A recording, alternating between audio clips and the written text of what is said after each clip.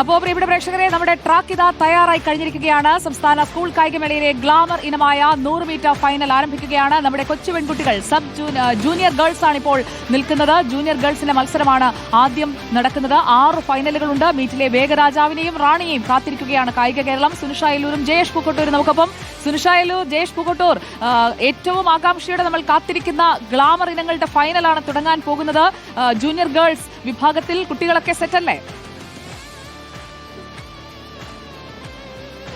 സുജ, പൂർണ്ണ സെറ്റാണ്. ഈ പറഞ്ഞതുപോലെ ഒറ്റ മനസ്സോടെ ഇങ്ങനെ ഒരു ടെൻഷനോടെ ഇവിടെ ആളുകളെല്ലാം ഇങ്ങനെ കാത്തിരിക്കുകയാണ്. ആരായിരിക്കും ആ വേഗ രാജാവ്, ആരായിരിക്കും ആ വേഗ റാണി എന്നുള്ളത്. ആദ്യം നടക്കാൻ പോകുന്നത് ജൂനിയർ പെൺകുട്ടികളുടെ 100 മീറ്റർ ആണ്. ജയശേട്ടാ, നമ്മളും കാത്തിരിക്കുകയാണ്. മീറ്റർ റെക്കോർഡ് ഉണ്ടാകുമോ? 27 വർഷമായിട്ട് മുറിയാത്തൊരു റെക്കോർഡാണ്. 88-ലാണ് ഷെർലി മാത്യു 100 മീറ്റർ ജൂനിയർ വിഭാഗം പെൺകുട്ടികളുടേതിൽ റെക്കോർഡ് സ്ഥാപിച്ചത്. 12.1 ആ റെക്കോർഡ്.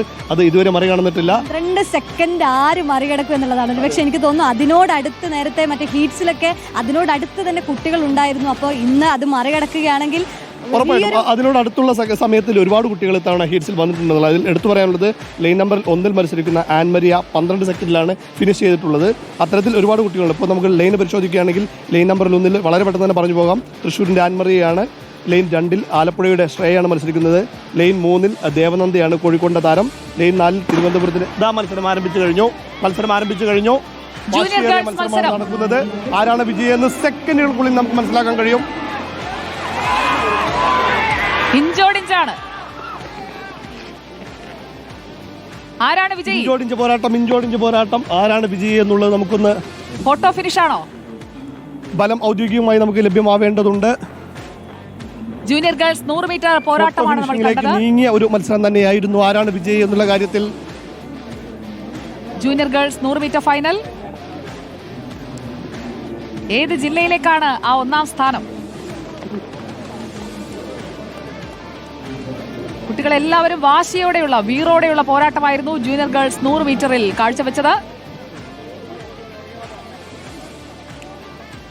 ഒപ്പത്തിനൊപ്പം ഓടുന്നുവെന്ന് തോന്നിപ്പിച്ച 2 പേരെങ്കിലും ഉണ്ട്.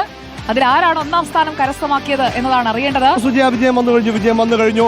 ദേവനന്ദയാണ് കോഴിക്കോട് മത്സരിച്ച ദേവനന്ദയാണ് കോഴിക്കോട്ടുകാരി ദേവനന്ദ ഇതാ 1ാം സ്ഥാനക്കാരി. 12.45 സെക്കൻഡിലായിരുന്നു. അതെ 1ാം സ്ഥാനക്കാരി കോഴിക്കോടിന്റെ ദേവനന്ദയാണ്. 12.45 സെക്കൻഡിലായിരുന്നു ദേവനന്ദയുടെ ഫിനിഷ്. രണ്ടാമത് തിരുവനന്തപുരം ജൂനിയർ ഗേൾസ് 100 മീറ്ററിൽ 12.45 സെക്കൻഡിൽ ഫിനിഷ് ചെയ്തിരിക്കുന്നു കോഴിക്കോടിന്റെ ദേവനന്ദ.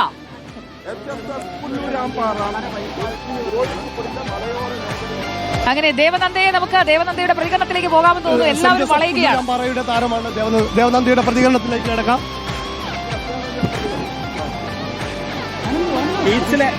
നല്ല പ്രകടനമായിരുന്നു. അതെന്നെ ഫൈനലിൽ എടുക്കാൻ പറ്റുമോ?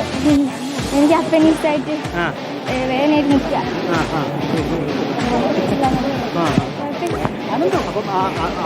അത്തരത്തിൽ ആരോഗ്യ പ്രശ്നത്തോടെയാണ് ഓടിയത് അല്ലേ?